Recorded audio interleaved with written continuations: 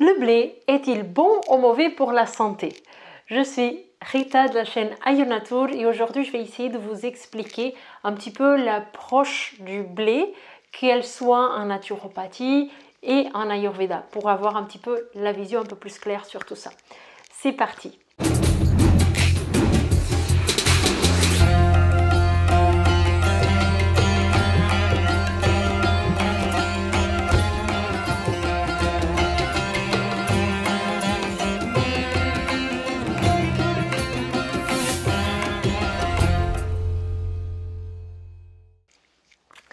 Alors, aujourd'hui, on parle beaucoup d'intolérance et d'allergie au gluten.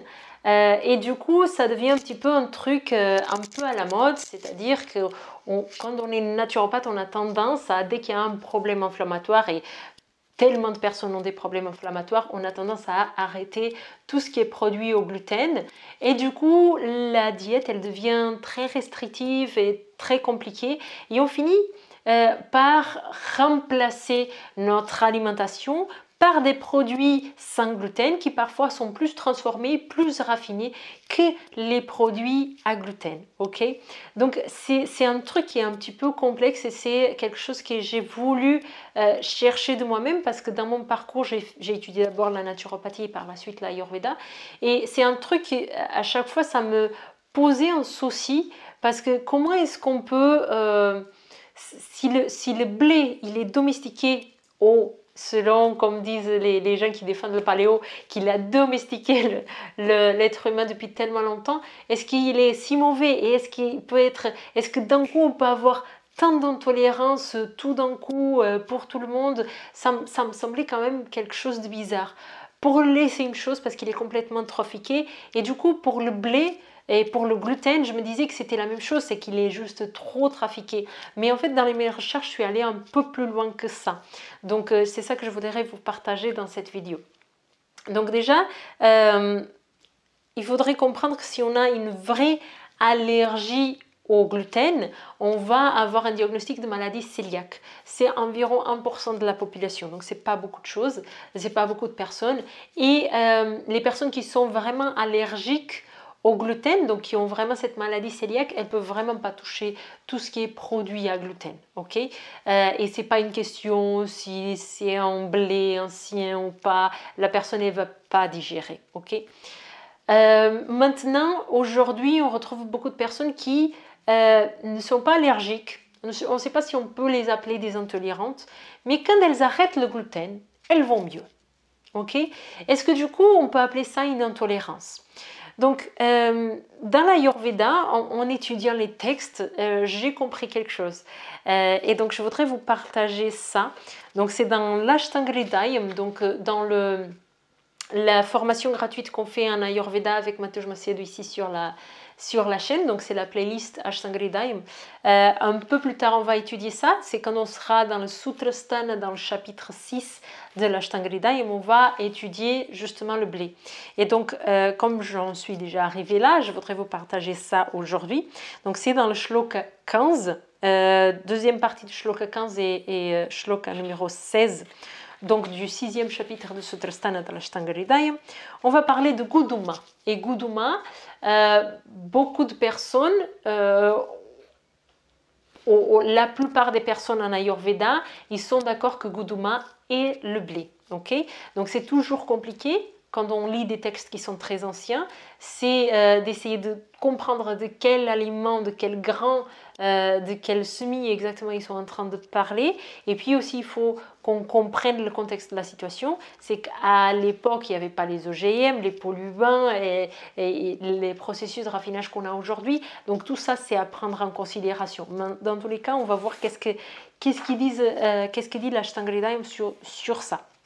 Donc il va décrire Guduma et il va dire que Guduma, il est vrishya, donc il est aphrodisiaque. Donc ça c'est déjà très intéressant, c'est qu'on n'a pas la notion dans notre société occidentale que tous les céréales ils vont être aphrodisiaques. Parce qu'en fait, la notion d'aphrodisiaque, c'est différent aussi en Ayurveda. On va parler d'aliments qui sont aphrodisiaques quand ils sont vajikarana, quand ils vont aider au processus de reproduction masculine et féminin.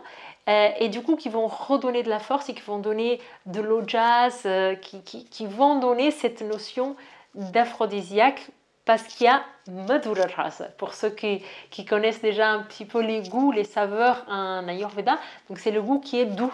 Le goût sucré ou le goût neutre, comme dit Atreya Schmidt, il appelle ça neutre, le goût neutre. C'est le goût qu'on a dans tous les aliments, mais les céréales en général, le blé en particulier, selon les textes, il va avoir cette connexion aphrodisiaque. Il est shitaha, il est froid. Il est guruhu, il est lourd pour la digestion. Et donc ça, c'est un thème qui est très intéressant.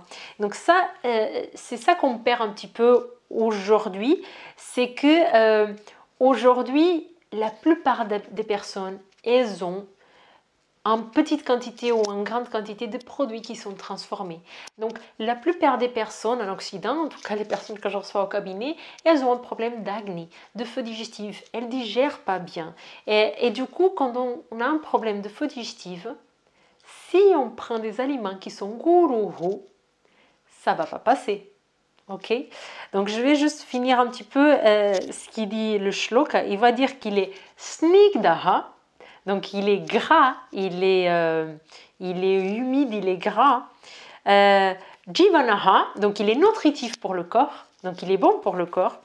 Il est Vata Pittaha, il va apaiser les doshas Vata et Pitta, dans le cas où Vata et Pitta ils sont augmentés. Donc en gros, qu'est-ce qu'on a dit? Il est Shitaha, Guruhu, Snigdaha. Donc il est froid, il est lourd pour la digestion et il est gras, il est suintant, il est humide. Donc il a ces caractéristiques qui aggravent Kapha dosha. Donc déjà, dans les textes, on va déconseiller pour Kapha dosha.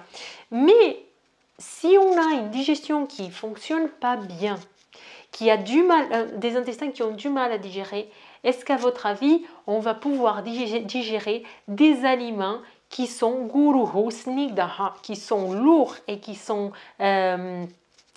gras? Non, on va avoir plus de mal à digérer. Et donc c'est pour ça que quand on enlève des produits à gluten, donc le blé, le petit épeautre, toutes ces choses-là, qui ont une tendance guruhu snigdaha, on va se sentir mieux. Parce qu'on va manger des aliments qui sont plus légers et notre agni va avoir moins de mal à les digérer.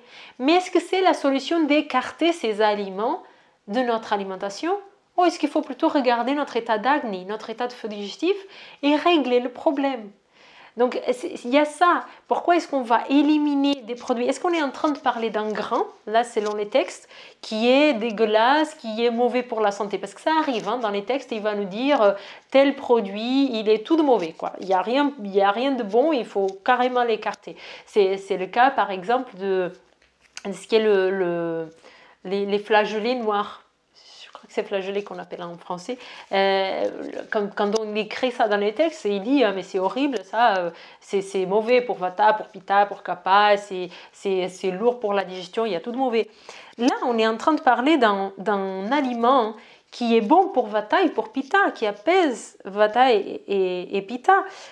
Et on est en train de parler d'un aliment qui est Sandana Kari. Donc c'est un aliment qui est bon pour pour la cicatrisation, parce que si jamais il y en a une fracture, ça va aider à la cicatrisation. C'est un aliment qui est maduro, qui a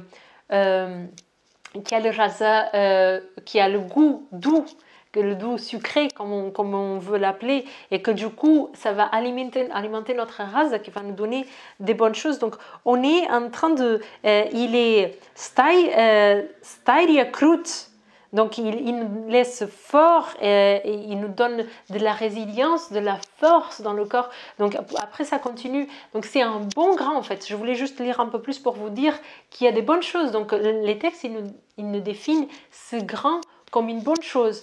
Maintenant, qu'est-ce qu'est-ce qu'on doit faire avec cette information et avec l'actualité? Donc c'est déjà de comprendre de quoi est-ce que Vagbhat, l'auteur de ces textes, il est en train de parler et qu'est-ce qu'on a aujourd'hui. Est-ce que Vagbhat, il est en train de parler de tous les types de blé qu'on a dans le commerce aujourd'hui? Pas forcément, parce qu'aujourd'hui, on a des processus de raffinage, de raffinement, je ne sais pas comment on dit, de processus transformés, trafiqués. On a des adjonctions de choses pour que la durée du produit elle soit plus longue en étagère, des conservants, des choses comme ça, des polluants. Donc déjà, il faut qu'on choisisse bien notre blé ou notre produit à gluten. Mais une fois qu'on a bien choisi, il sera toujours guruhu, snigdaha, shitaha. Il sera toujours lourd au lieu, donc snigda, et il sera toujours froid. Donc il aura toujours ses conséquences. Donc si on a une personne type kappa, qui est déjà guru, snigdaha, shitaha, on va déconseiller parce que ça va avoir naturellement tendance à difficulter la digestion de la personne kappa. Mais si on est une personne de type vata ou pitta et qu'on a notre agni qui est complètement déséquilibré, il faut peut-être mieux équilibrer notre agni en premier et après on pourra sélectionner un bon blé et le consommer de façon à avoir les bonnes choses de cet aliment. Ok, donc voilà, ça c'était des recherches et j'ai eu un petit peu ma réponse avec ça. Est-ce que ça veut dire la personne qui ne digère pas le blé, elle n'a pas une intolérance au gluten? Non, c'est pas ça que je veux dire. Il y a peut-être une intolérance au gluten, mais ce que je voulais vous partager dans cette vidéo, c'est qu'il y a cette notion d'agni qu'on a tendance à oublier. Parce que toutes ces informations sont beaucoup véhiculées par la naturopathie et qu'en naturopathie on n'a pas cette notion d'acné de feu digestif, mais que c'est peut-être une clé pour ne pas écarter tous les aliments. Et puis si vraiment on ressent qu'on a une intolérance, là il faut faire attention à ne pas tomber sur tous les produits qui sont transformés à base de farine de maïs, de riz, etc. mais qui après vont avoir plein d'autres choses, des adjuvants pour que les grains ils puissent être collants, etc. et qui du coup sont encore pires pour notre santé. Ok, donc voilà, et c'est aussi la différence entre manger raffiné et manger complet. C'est toujours mieux de manger un grain qui est complet parce que tous les micronutriments ils vont être dans le grain complet. Mais le grain complet il est plus guruhu, il est plus lourd à digérer qu'un riz raffiné par exemple. Donc, est-ce qu'on a la capacité digestive pour? Et si on ne l'a pas, pourquoi est-ce qu'on ne va pas la réanimer? Voilà, donc c'est une vidéo où je ne vous donne pas une conclusion définitive, c'est une vidéo plus pour vous faire réfléchir. Donc je vous laisse mettre dans les commentaires si vous avez des questions. Si vous êtes encore perdu sur votre constitution et tout ça, vous pouvez faire le quiz qui est dans le descriptif de la vidéo. Et je vous dis à la prochaine vidéo. Merci.